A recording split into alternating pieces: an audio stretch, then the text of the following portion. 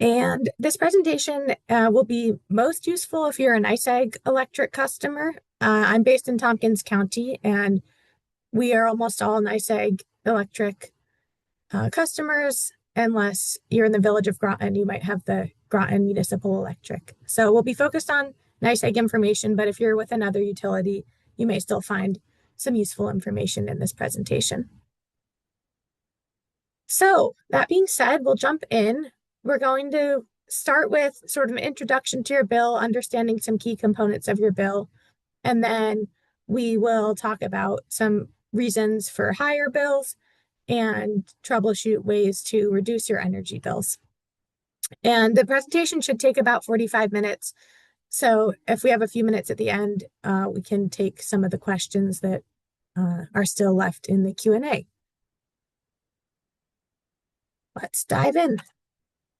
So a little more about me. As I mentioned, I'm a community energy advisor with the Smart Energy Choices program. Smart Energy Choices is part of it is our Southern Tier Regional Clean Energy Hub. So each region of the state has an energy hub, which is full of energy advisors that provide free assistance to help residents navigate clean energy programs to improve their homes and apartments. Our Southern Tier region, we go all the way from Steuben County over to Delaware. And so Corning area all the way over to Hamden, Hobart, that area. And I'm based in Tompkins County. This team pictured here, we are primarily energy advisors with some other communications staff and workforce development. And we are trying to help residents connect with the clean energy transition in New York State. And this workshop came to be because we've received several calls and email inquiries of people dealing with electricity bills that were higher than they were expecting. So we've tried to incorporate some tips into this workshop to help you better understand how to read your bill, be more informed, and to make choices to optimize your bill, and to be able to talk with others about your bill or their bill. So hopefully you have some good takeaways. As I mentioned, a lot to learn in here, so you probably won't catch everything, but I hope that you take home some good information and you can review the slides after the fact. So jumping into the material here, a background on why we're focusing on electricity tonight. All homes use electricity unless you may not be tuned into the grid if you're off grid and your electricity is coming from solar panels on your roof and you're not tied into the grid. But a lot of us are tied into NYSEG's electric grid, and we're using that electricity to power lights in our home, appliances, refrigerator, television. And some people also heat their homes using electricity. If you have heat pumps, those run on electricity, or you might have electric resistance baseboards. People also heat their home with other fuels like natural gas, propane, fuel oil, kerosene, or a wood stove or pellet stove. But we'll focus on electricity tonight since almost all of us have an electric bill and probably have some questions about it. So for starters, we'll do some background on your bill and what to look for when you open your bill. And then later in the presentation, we'll get into suggestions to improve your bill. So when you open your bill, if you're looking on this is usually page 3 of your NYSEG bill, you will see... Sorry, Lee, let me jump in. Everybody is seeing your screen. Can people see your screen? Just to make sure. Yes. Sorry about that. Go ahead. That's okay. Good to know for sure. So there's a sample bill up on this slide just to show to you where you can look to see your delivery charge and supply charge. Those are the two largest charges on your electric bill each month.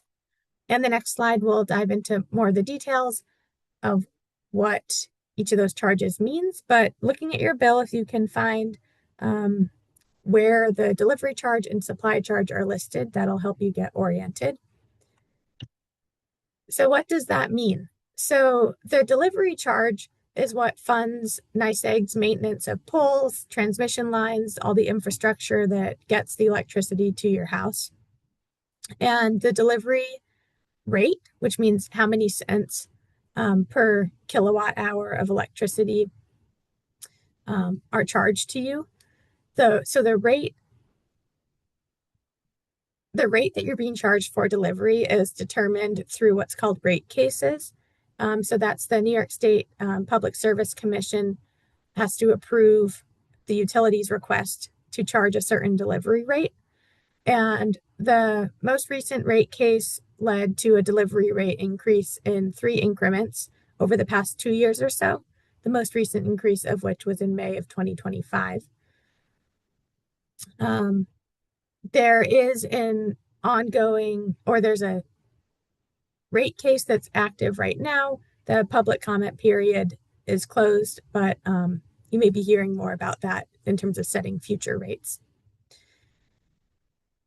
And under your delivery section of your bill, you'll also see a basic service charge. And even if you don't use any electricity that month, everyone gets that charge. It's the charge for being connected into the grid. And then supply charge, that's referring to the actual kilowatt hours that you are using of electricity in your house. Or if you're a natural gas user, natural gas supply is therms, that's the unit. But we'll be focusing on electricity tonight. And a kilowatt hour comes from the term watt, which is a unit of electricity, WATT, kilowatt being 1,000 watts, and a kilowatt hour being the amount. It's the amount of energy you're being used times the amount of energy you're using times the amount of time you're using it for. And that comes out to be the kilowatt hours that you are charged for on your bill. So supply is the kilowatt hours that you're using in your home, and delivery is the cost to get that to you. So supply charges are not, those costs are not regulated by New York State. They are set based on global, or they're affected by global, national, and regional economic factors. And we'll get into this more later, but you can choose to have NYSEG as your supplier or a different supplier. So just hopping back to this example slide, again, on your bill, you can look for the delivery charge and supply charge. And you'll see here that this is an example showing the delivery rate increase that happened last spring. The delivery rate increase happened on May 1st. And so this person was charged for a few days at the end of April at a delivery rate of 7.89 cents per kilowatt hour. And in May, they were charged at closer to 10 cents per kilowatt hour. So you can see the delivery rate and how it does change sometimes when it's set by the utility. And then you can see the supply charge from this bill. Again, this was almost a year ago, was about 10 cents per kilowatt hour. And then there's the basic service charge listed up top.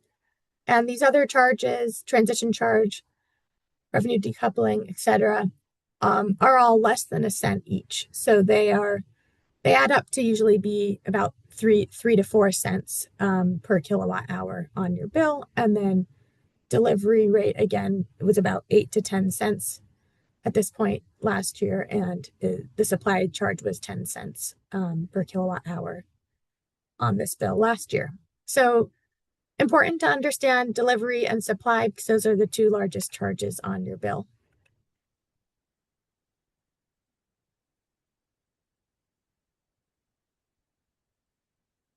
So now that you understand the basics of your bill, we're going to dive into 3 factors that might be affecting it. We'll start with the cost of each unit of electricity, the amount of electricity you're using, and then go into some other miscellaneous factors that can increase your bill. So starting with the cost of electricity, you can see if you feel like your electricity bills have been getting higher than they were in the past, this chart might make some sense to you. looking on the right, so this is average monthly electricity bills for someone who has their electricity supplied and delivered by NYSEG. This was assuming average use of 600 kilowatt hours per month. And you can see in 2025, the average monthly bill was close, at, let's say 145, close to $150 per month. And if you go back to 2016, it was only $70. So the bill is more than, for using the same amount of electricity, the bill is more than twice as expensive than it was 10 years ago. And if you look at even the difference from 2023 to 2025, the 2023 bill is coming in at, let's say, $95 a month, and it's about $50 higher in 2025. So I think that just puts into perspective some of the bill increases that folks have been seeing. And it's important to note the green charge is delivery and transition charge. The blue is supply charge, and the yellow is other surcharges. And so you'll notice the supply charge tends to fluctuate year to year, right? We're in the 20s and 30s up through 2021. But then even the supply since 2022 has been going up into the 40s, and then we're up to $55 on average per month in 2025. And if you look at the delivery charge, that has more steadily increased over the past 10 years. And again, that's the charge that's the rate that the utilities set and get approved by the State Public Service Commission. So the supply charge fluctuates based on economic factors. The delivery rate is set by the utility. So we talked about the cost of electricity, and now we're going to talk about the amount of electricity that you use. So when people get a bill that they're not expecting, I always encourage them to take a look at how many kilowatt hours they are being charged for. So that's how much electricity you're using. And a good spot to look for that is, again, this is still on page 3 of my bill, so hopefully you're seeing that as well. But there's a bar chart that shows you your usage over the past year or so. And you can take a look and compare this month to the same month last year, as well as comparing this month to last month and the month before, and just get a sense, are you seeing shifts in your usage that are to be expected, or are you seeing big changes that you aren't understanding? So this bill, you might notice, right, we saw some higher bills in, this is December, January, February, March, April, May, higher bills than last summer, May, June, July. So that would lead me to think they're probably heating with electricity. And in this case, but then you would wonder, right, so this is, why is their May of 2025 so much more than their May of 2024? This person is actually someone who switched from heating their home with a natural gas furnace to heating with heat pumps.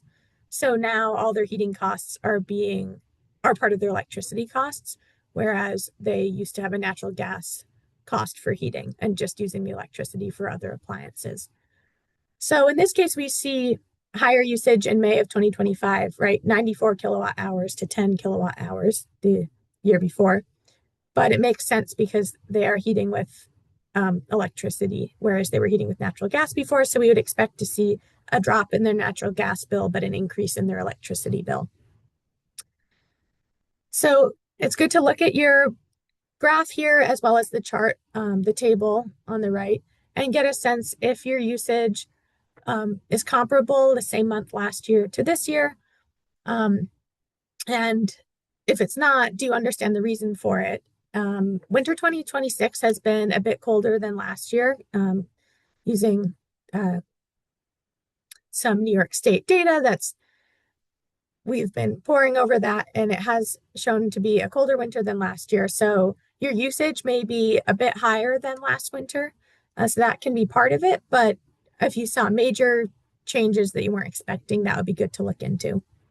Again, some other factors might be, did you add an additional freezer? Did you install an electric car charger? Are you having trouble with your well pump, right? There's all sorts of factors, but um, you just want to make sure you know the reason if your usage has increased. And if your usage hasn't increased or it doesn't seem like you're using more kilowatt hours than you would expect to, um, then there would be other factors to think about, like the cost of electricity you're using instead of the amount. And just some statistics. The average electric use for a US household is 10,500 kilowatt hours per year, which comes out to 875 kilowatt hours per month. But this is a national number. And so that's thinking of people who live in the Southwest and don't heat as much as we do, but they do use air conditioning. So this number might be very different for you. Again, it would depend on if you heat your home with electric heat or if you don't, if you run air conditioning or if you don't. So I wouldn't put too much stock in that average amount, but just to set some parameters for you.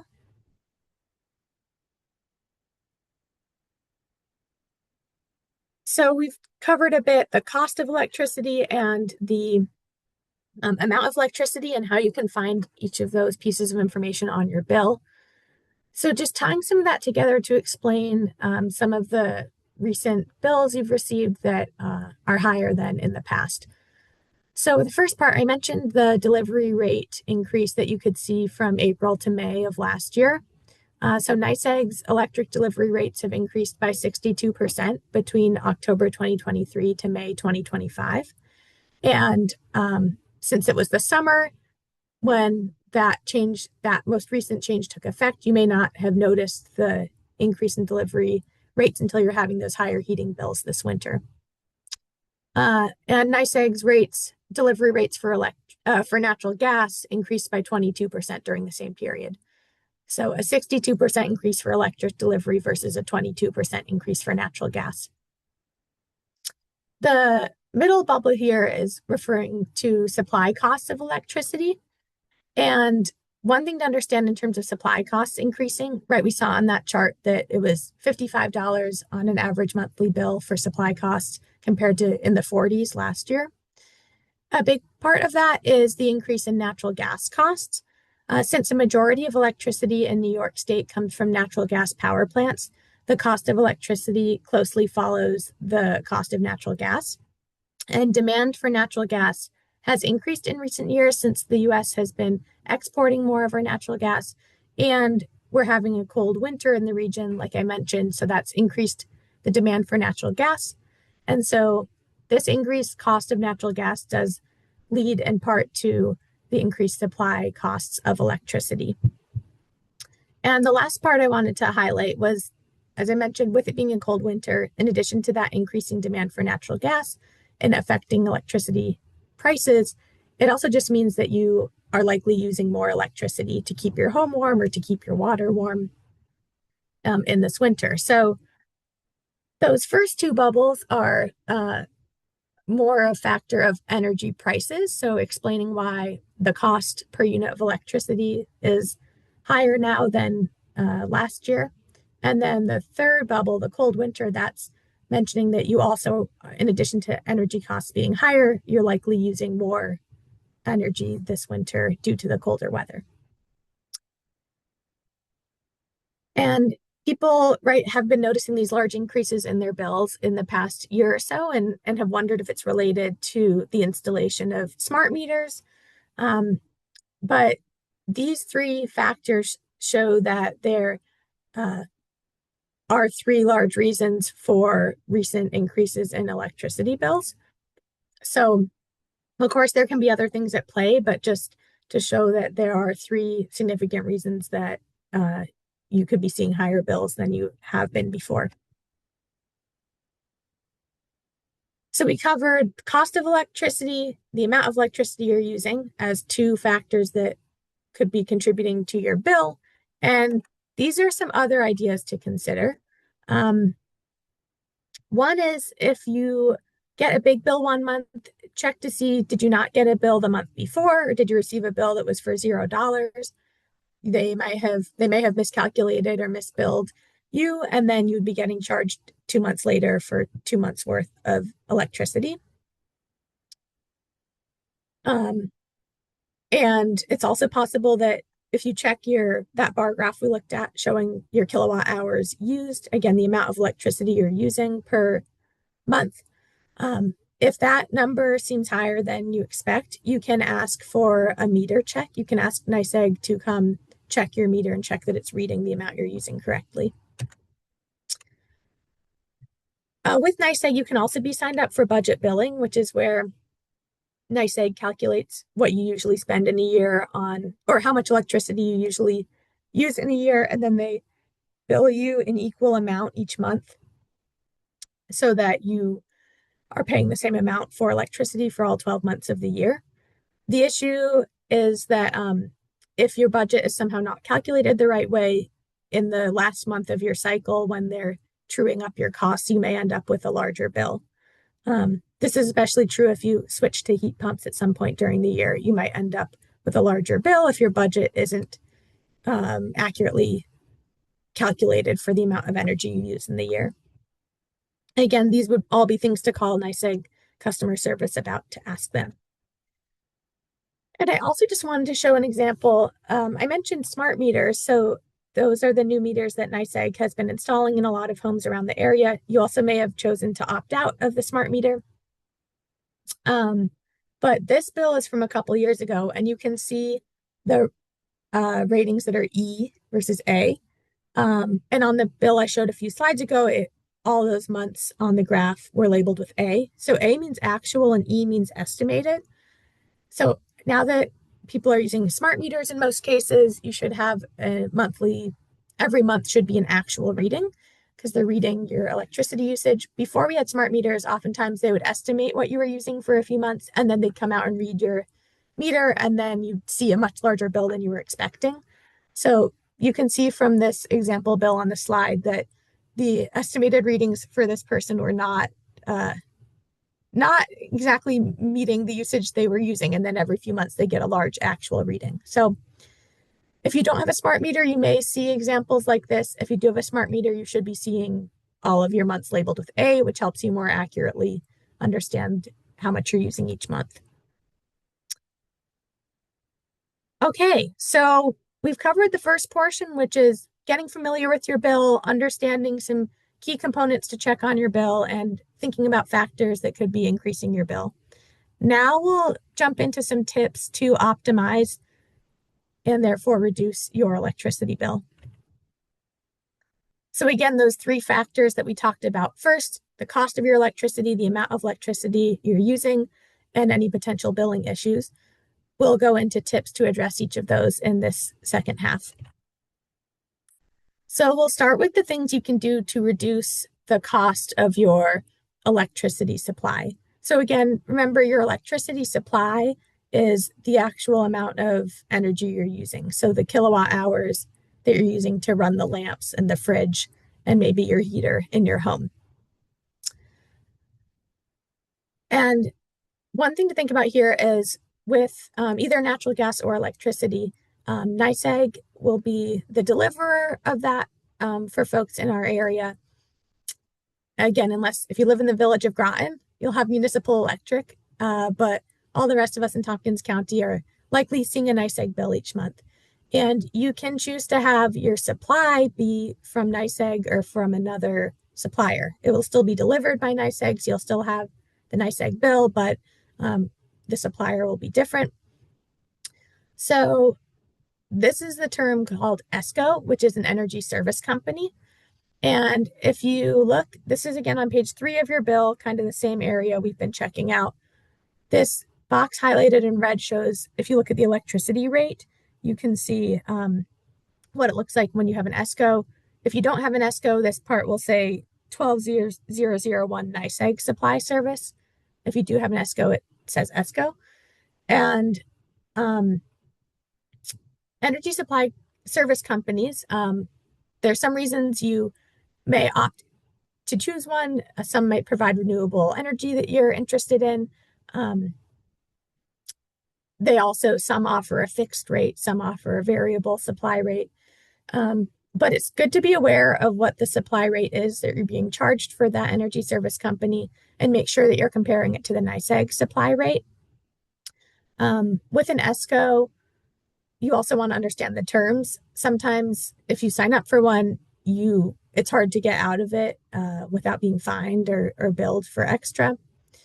And this New York State Power to Choose website that's mentioned on this slide helps you kind of parse through the different options. And there is a warning from the Department of Public Service just explaining that you really want to know what the supply rate is and what the terms of the agreement are that you are getting into. It's possible that you sign up at one supply rate, and if you're not very familiar with the contract, you may have a much higher rate in months after that. So just be aware, do you have an ESCO or do you have the NYSEG supply service? And compare the supply rates for each of those. And if you are thinking about ESCOs, make sure that you consult the Power to Choose website and are very familiar with the supply rate and terms. Just an example of why an ESCO could be important to be aware of. I was helping someone apply to a home energy efficiency program a couple years ago and needed to submit his NYSEG bill along with the application. And I noticed that they were signed up for an energy service company that was charging 17 cents per kilowatt hour for a supply rate. And NYSEG at the time had a supply rate of 7 cents per kilowatt hour. So just doing the math, that customer was paying thousands of dollars extra per year, especially since their heat was electric. And they had said that when they signed up for it, they wouldn't have signed up for it if it was at a higher rate. So they were under the impression that they were saving money with NYSEG, but I'm sorry, with that energy service company, but it's possible their rate changed or other factors changed. So it can make a big difference making sure you understand what your supply is and what the terms and prices are.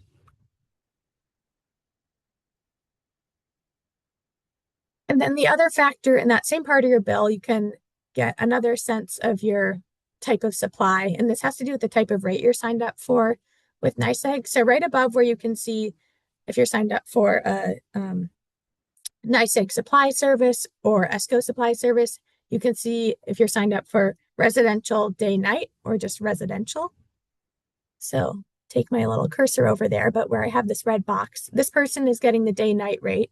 I have a bill near me for someone who has the standard service option, and it just says residential in this location.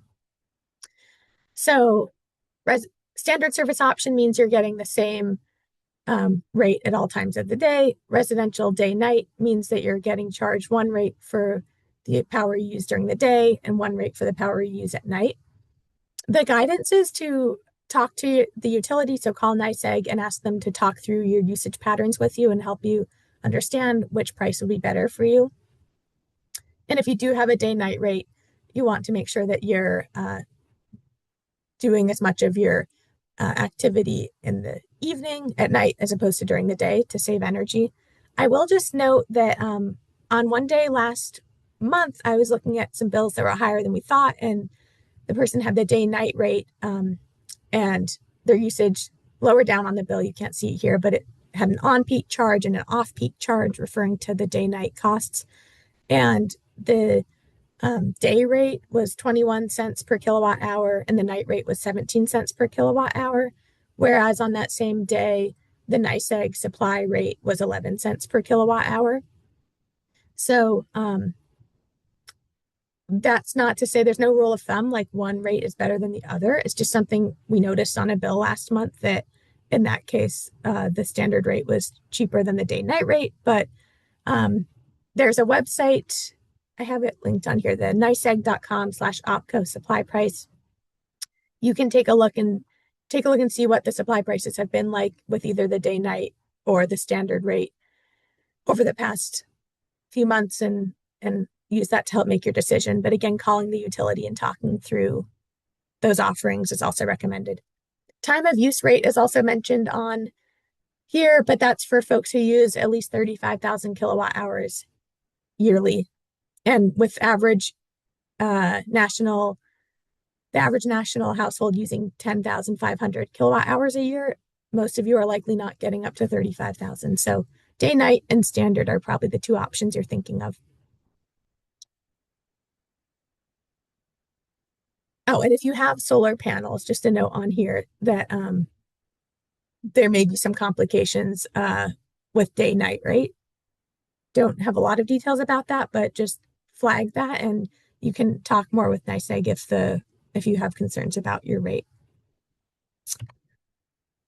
Okay, so the past two slides were talking about who is your energy supplier and what type of rate do you have. So that was referring to the supply price that you're being charged. Now we'll talk about a few general bill discount programs. The ones on this slide are for income eligible households. So one big program is called the Home Energy Assistance Program. That's a benefit you can apply for annually through either the Department of Social Services or the Office for the Aging, and you get a discount on your heating bill for the year. And if you receive HEAP or certain other low income programs, you can also receive NYSEG's Energy Affordability Program. There's a picture on this page of what that looks like on your bill. It shows up as an energy assistance credit. And if you heat with natural gas or electricity and you receive the heat benefit, NYSEG likely knows that and is already giving you the energy assistance credit through their energy affordability program. But if your heat benefit goes to propane or a fuel oil supplier that you use to heat your home, you'll want to make sure NYSEG knows that you should also be getting NYSEG's energy affordability program benefit. And you can call NYSEG to ask about this, or they also have a website with an application that you can mail or email, I guess, to apply for that discount. So again, there's the HEAP benefit, and then separately from that, there's the energy affordability program through NYSEG. So you could be getting both of those benefits if your income and resources qualify. If you are above eligibility for the energy affordability program, but you're still a low or moderate income household, you can also apply for a new enhanced energy affordability program through NYSEG. So that shows up on your bill as an enhanced affordability credit. Another way to get a discount on your bill is through subscription solar. So this would look on your bill, it would show up as a CDG credit. CDG stands for Community Distributed Generation. And each solar company tends to do the billing differently, so might not show up in the same place on your bill. Looks like on this bill it was showing up on page 1 of their bill, but you may see it in a different spot.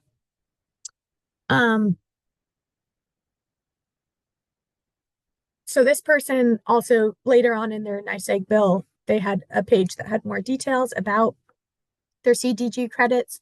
So basically with subscription solar, it's free to sign up, and you sign up with a company that's certified by New York State's NY Sun program.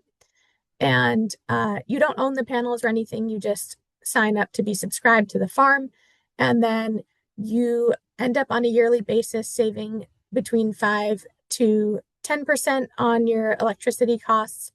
And if you participate in certain low income programs, you can also ask some of the companies, Nexamp and Solar Simplified, for a 20% discount. And this is, again, it's free to sign up, and basically it'll either integrate with your NYSEG bill or it'll be a separate bill, but you will be paying some of your electricity costs toward a solar farm instead of toward NYSEG, and you'll end up saving on the whole 5 to 20% for over the course of the year. And just a note with subscription solar, you all may have had people show up at your door. There's a lot of like solar and energy service company offerings being mailed to you or coming to your door to talk to you, and you do have to have your guard up about scams. But with this subscription solar program, this is run by NYSERDA. It's again the New York Sun program, so there's some state oversight. And on our Smart Energy Choices webpage, which I have linked here, and again, you'll be getting these slides after the fact, you can see information about local companies or companies that have local offerings. And there's links on that page to the New York Sun website where you can make sure that your provider is registered with the New York Sun program. So yeah, it's good to have your guard up about these offerings, but there is a legitimate community subscription solar program through NYSERDA that you can sign up for to get a discount. You also have the option, those who are interested in getting solar for your home, we have information on our website about incentives and contractors to install solar. So we talked about ways to reduce the cost of your energy supply. We talked about discounts on your bill. Now we'll talk about ways to save energy, to reduce the amount of energy you're using. So, of course, there's some do-it-yourself fixes that a lot of you are probably up to already, right? Trying to switch to LED light bulbs, using weather stripping to seal gaps in your home, unplugging devices that aren't in use, being conscientious with your thermostat, turning it down when you're out of the house for a while. And there are also several programs through the state that can help you do more upgrades on a larger scale. So the appliance upgrade program has discounts for heat pump clothes dryers. Pretty specific, but pretty cool. You can also get a free home energy assessment and access weatherization programs. So that's for insulation and air sealing of your house. And lower income folks can access Empower Plus weatherization assistance program. Higher income folks can use the NYSEG home insulation and air sealing program or NYSERDA's Comfort Home program. And despite all we've been saying about electricity prices being higher, you might be thinking, is now not the time to go to heat pumps? But actually, we've run calculations on it. And if you are on delivered fuels like fuel oil, propane, or kerosene, or you're using electric resistance heat, it is still cheaper at this time to operate heat pumps to heat your home on a month-to-month basis. And so you might consider heat pumps. There are still programs that are active with incentives for those, including the Empower Plus program and the Clean Heat program, as well as a New York State tax credit for ground source heat pumps.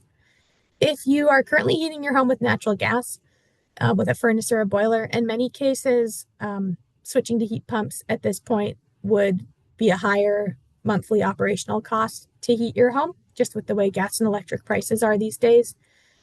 There are other benefits of heat pumps that you might be looking for, like air conditioning, comfort, climate benefits. But just keep in mind the finances for that are trickier when you're switching from natural gas. But for folks on delivered fuels like fuel oil and propane, it's still advantageous to switch to heat pumps. And if you live in Lansing or parts of Ithaca, there are big incentives right now for people who do want to switch from natural gas to heat pumps. There's very generous discounts to do so. It's through NYSEG's Non-Pipes Alternatives program. And here at CCE Tompkins, we have a specific educator to talk with you about that program. So definitely reach out to us if you are thinking about heat pumps, you're on natural gas, and you live in Lansing or the Ithaca area. We could let you know if you're in that zone of incentives. And yeah, programs do exist to help both homeowners and renters. So definitely encourage you to contact our Smart Energy Choices program or call CCE Tompkins to have specific. We'll follow up with you by email or phone or an in-person meeting to talk through what programs could apply to you. So we talked about ways to reduce your energy costs. We talked about ways to reduce the amount of energy you're using. And that third factor was when you've troubleshot both of those parts, but there's still something that's not making sense on your bill. And here are some resources to address those. So NYSEG customer service, we have the phone number up there. Again, if you have a billing issue or if you'd like to request they check your meter to see if they're reading your usage correctly, definitely give them a call. You can also ask them to speak with their customer advocate. Those are specifically set up to help vulnerable populations. So that includes people who use life-saving equipment, those who have an account classified as having someone elderly, blind, or disabled living in the home with them. It's called an EBD classification. And elderly in this case is over the age of 62. If you think that you've been billed incorrectly and you've tried to resolve the issue with NYSEG, you can also file a complaint with the Department of Public Service. In addition to both of those outlets, there's a great nonprofit called the Public Utility Law Project that has a hotline and email that can help you troubleshoot these issues. They do recommend that you try to resolve it with the utility first, but PULP is a great resource to know about too. And also on our Smart Energy Choices website, we have a page about no heat resources, and that is full of resources to help you if your furnace or boiler breaks, or also if you have a shut-off notice and are running out of fuel. In those cases, HEAP or NYSEG's Energy Affordability Program could help. You also might have local charities or churches that have funds, including things like Catholic Charities, United Way, or NYSEG has a program called Project Share. So if you're looking to get involved in this topic beyond just troubleshooting your own bill or your own house, I mentioned there are rate cases where NYSEG or your utility proposes what they'd like to charge for a delivery rate over the coming period of time, and they accept public comment on it. Again, there's an ongoing rate case right now, but I believe public comment closed on that already. But you can keep an eye out for those opportunities to provide comment. You can also connect with organizations in your community that are focused on energy issues. Plenty of community groups to talk about this with. You are also always welcome to contact your local representative, your elected official, and let them know what you're thinking about your utility bills and what your experience has been. And we also have a monthly email newsletter that we send out with our Smart Energy Choices program. There we'll keep you updated on our upcoming events, including workshops like this, as well as opportunities for you to give public input, whether it be a rate case for NYSEG or different NYSERDA state programs. In that vein, couple upcoming events. If you do have specific questions about your NYSEG bill or want to connect more with local NYSEG staff, there is an event this Thursday at the Dryden Fire Department, 4 to 7 p.m. And just wanted to flag too, if you live in the city or town of Ithaca, you may have been hearing of some new energy information coming out. So the city and town are both working on launching the Tompkins Green Energy Network, which includes community choice aggregation and distributed energy resources. A lot of words, a lot of acronyms, but basically it's community choice aggregation is a way to for the municipality to buy the power in bulk that its residents are being supplied. So they're working to launch that program, and the Own Your Power program involves making the most out of people's electric vehicle chargers or heat pump systems if they would like to share some of that power or tap into it with the community. So if you're curious about what's going on with these new updates or new programs through the city and town of Ithaca, I encourage you to check out. They have a series of upcoming meetings, and the next one for the town is this coming Wednesday online, and the cities is this Thursday. And then if you'd like to connect more with your community energy advisors, we have events coming up in many counties. I put the Tompkins County events on this page since hopefully a lot of you are coming in from our area, but we'll be at the Newfield Public Library next Tuesday for a Community Resource Day. If you like this workshop, but you'd like more in-person information as well, we'll be covering the same material, but in person at the Dryden Library in April. Our whole CC Tompkins Environment Program is hosting an Earth Day Festival on the Commons. This is our 3rd annual festival. There'll be plenty of local organizations, so come get tuned into environmental work. If you're curious, it'll be a fun festival. And then on the 22nd, I'll be presenting at the Ithaca Neighborhood Housing Services routine home maintenance class. So definitely check that out. You can sign up on their website if you'd like to attend.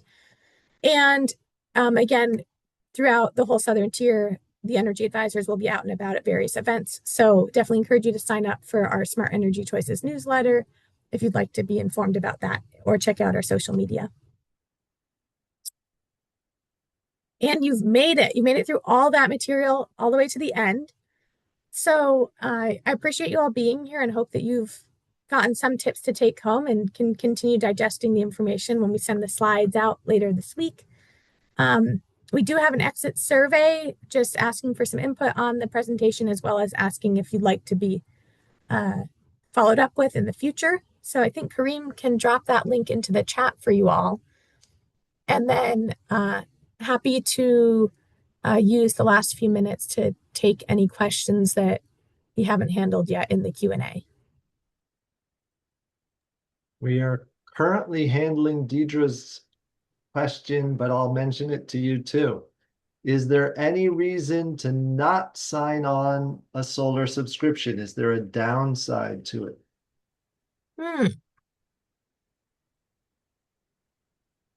Good question. Financially, no, not that I've uncovered. I would say it can be a bit of a billing headache. Some of the companies, it's easier to handle the billing than others, right?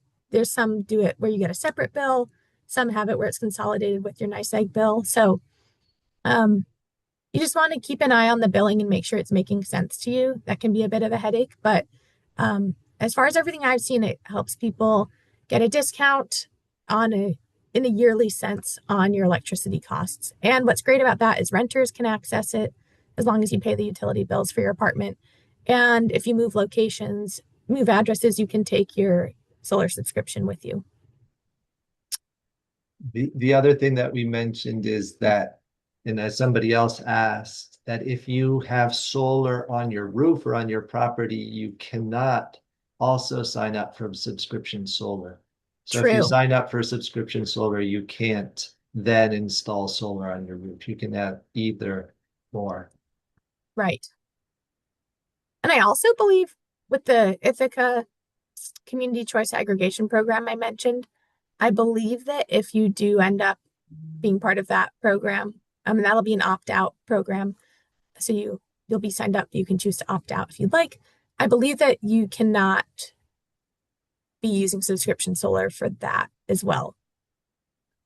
Anyone else remember that, hearing that?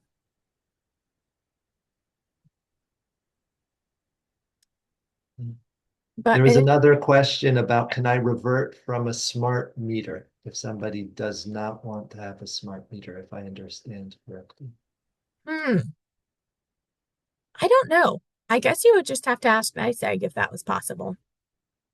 I do know that folks who didn't switch to a smart meter are charged a monthly fee. I think it's something like $13 for having the old meter, just because NYSEG then has to come out and check it sometimes.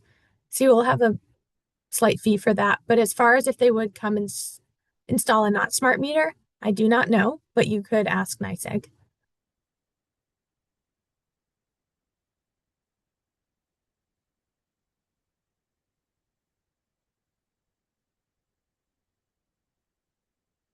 Somebody said, Rabbi Tziona said, thank you so much for this excellent program. If I have follow-up questions at a later time, who can I contact?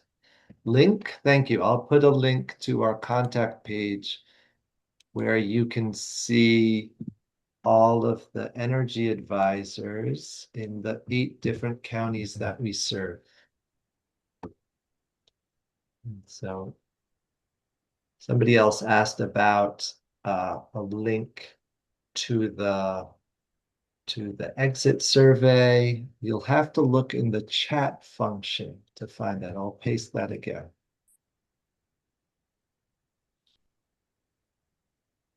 Somebody asked, how do we contact the right people at NYSEG about comparing the peak versus straight rate? So the day, night rate versus, or there's another one, the time of use versus straight. Yeah, They don't make it easy on their website to find contact information. that's a good question. I have generally just referred people to the customer service phone number that I had up there. And ideally, someone could connect you to the right department. I do know there's a web page that I had linked. Let me see if I can get to that slide. The NYSEG Understanding Your Bill Electric Pricing. So there might be some more specific contact on that web page.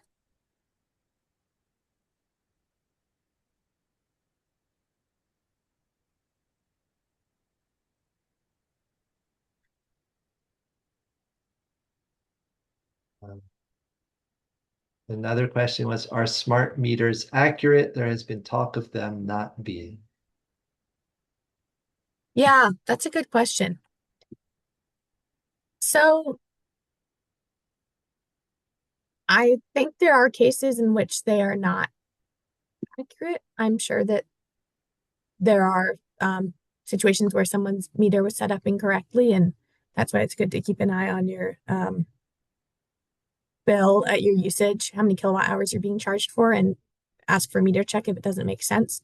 Um, but in many cases, smart meters are probably accurate. I haven't seen a lot of data one way or the other, so don't really have any research to point to about that. But um, I think if you can keep an eye on your usage, that'll help you understand if things are making sense and just keep a close eye on your bill. Do you have more to add to that, Kareem, from your experience? Their NICEAG published something with saying that a certain percentage was accurate. There was a small percentage in their study that was not. So as Leigh said, there have been people who have found, their meters not to be accurate. And as Leigh mentioned, a good way to track that is by tracking your usage and seeing if something strange is happening, and then calling them up to get them to check it out.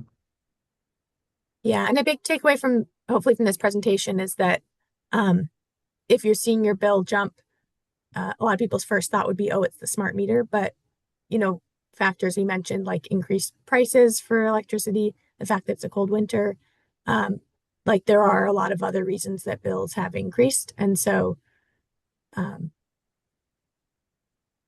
yeah, just that smart meters aren't the only thing that have changed in the last 2 years.